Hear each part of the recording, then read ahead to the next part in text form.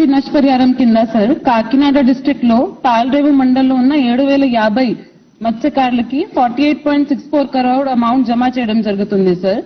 This is pertaining to 6-month period 28 July 2023 to 27 January 2024 sir.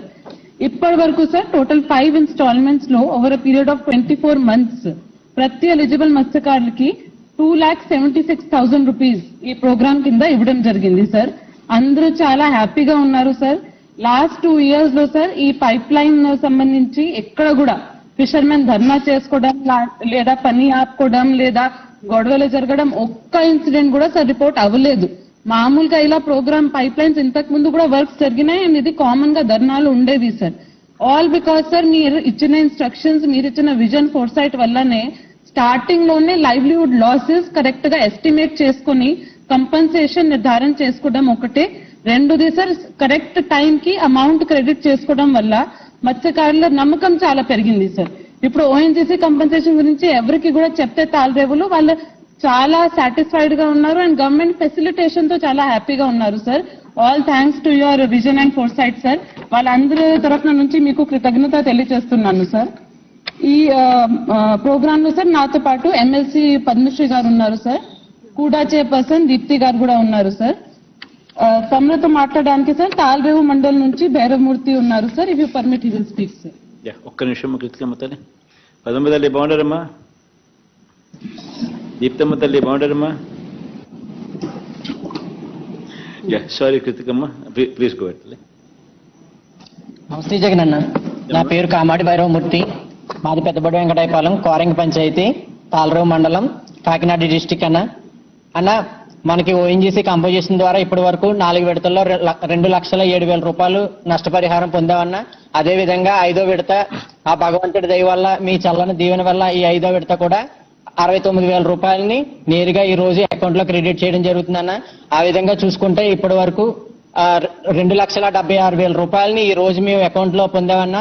అంతేకాకుండా గతంలో మాకు రావాల్సిన ఓఎన్జీసీ నష్టపరిహారాన్ని గత ప్రభుత్వం ఏ ప్రభుత్వం కూడా పట్టించుకోలేదన్న. మా మత్స్యకారుల గురించి మా బాధ ఏదైనా రిప్రజెంటేషన్ చేసినా పట్టించుకునే నాదుడు లేకుండా ఉన్నదన్న. ఆ రోజు మీరు ఏదైతే 2019లో మాట ఇచ్చారో మన ప్రభుత్వం వచ్చిన తర్వాత 6 నెలల్లో మీకు అందరికీ కూడా డబ్బు జమ చేయడం జరుగుతుంది, బకాయి రిలీజ్ చేయడం జరుగుతుందని ఏదైతే మాట ఇచ్చారో ముమ్మిడివారంలో మీటింగ్ అరేంజ్ చేసి ఆ మీటింగ్ లో మా సతీష్ అన్న గారు మీరు కలిసి 47,500 రూపాయలని నేరుగా మా అకౌంట్ లో క్రెడిట్ చేశారన్న. అంతేకాకుండా మా మత్స్యకారులందరికీ కూడా సంక్షేమ పథకాలకు సంబంధించి మత్స్యకారు భరోసా అన్న. మా మత్స్యకారులు అందరూ కూడా సముద్రానికి వెళ్తే గానీ వాళ్ళ జీవనోపాధి కొనసాగదన్న.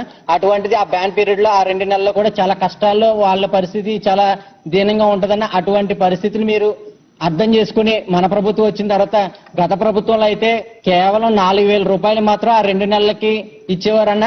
మన ప్రభుత్వం వచ్చిన తర్వాత దాన్ని 4,000 నుంచి 10,000 రూపాయలు చేసి దాన్ని పెంచి 10,000 చేసి ఇచ్చారన్న.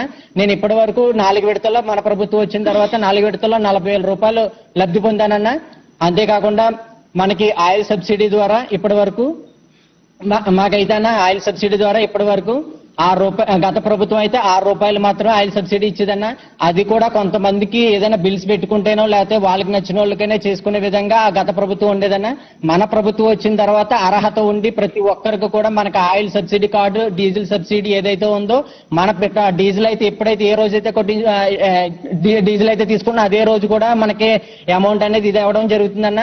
నేను అలాగే ప్రతి నెలకు కూడా 2,700 చెప్పిన సంవత్సరానికి 27,000 నేను మొత్తంగా ఇప్పటి వరకు 1,08,000 రూపాయలు నేను ఆయిల్ సబ్సిడీ ద్వారా లబ్ధి పొందానన్న. అంతేకాకుండా మా మత్స్యకార సోదరులు ఎవరైనా కనుక ప్రమాదవస్తు చనిపోతే గనక వాళ్ళకి గత ప్రభుత్వంలో ఎక్స్గ్రేషియా అనేది ఎప్పుడు వస్తుంది ఏంటో పరిస్థితులు అయోమయం పరిస్థితిలో ఉండేదన్న. మన ప్రభుత్వం వచ్చిన తర్వాత ఆ ఎక్స్గ్రేషియా 10 లక్షల వరకు పెంచి ఇచ్చారన్న. అటువంటి మా మత్స్యకారులందరూ కూడా మీకు ఎప్పుడు ఎల్లవేళ్ళలో కూడా రుణపడి ఉంటారన్న. అంతేకాకుండా మా మత్స్యకారుల గురించి ఆలోచించిన గవర్నమెంట్ అనగా ఫిషింగ్ హార్బర్స్ అన్న. మాకు కాకినాడ జిల్లాలోనే కాకినాడ జిల్లాలో ఒక ఫిషింగ్ హార్బర్ ఉందన్న, ఉప్పాడు అన్నది. దానికి ఇంచుమించుగా 70% అన్ని కూడా కంప్లీట్ అయిపోయాయన్న. అంతేకాకుండా మా మత్స్యకారులందరూ కూడా ఎల్లవేళలా మీ వెంటే మీ గెలుపు కోసం కృషి చేస్తారని, మీరు మా బీసీ సామాజిక వర్గం అయినా సరే మమ్మల్ని గుర్తించి మా మత్స్యకారులందరినీ గుర్తించి భారతదేశంలో ప్రముఖ దేవస్థానమైన తిరుమల తిరుపతి దేవస్థానానికి బోర్డు మెంబర్ గా మా సతీష్ అన్నయ్య గారిని నియమించినందుకు మా అగ్నికుల క్షత్రియులు మా మత్స్యకార సోదరులందరూ కూడా రుణపడి ఉంటామనేసి మీ వెంటే మా మత్స్యకార సోదరులందరూ ఉంటారనేసి సభాముఖంగా తెలియజేసుకుంటూ, అంతేకాకుండా ఈ అవకాశం ఇచ్చిన మీ అందరూ కూడా నమస్కారం తెలియజేసుకుంటూ ధన్యవాదాలు తెలుపుకుంటానన్న. థ్యాంక్ యూ భైరవ్, బాగా మాట్లాడారు Bhairav. Thank you Bhairav. Thank you మా కృతికమ్మ తల్లి. Thank you, sir. Thank you, sir. Now I request Honorable Chief Minister to release the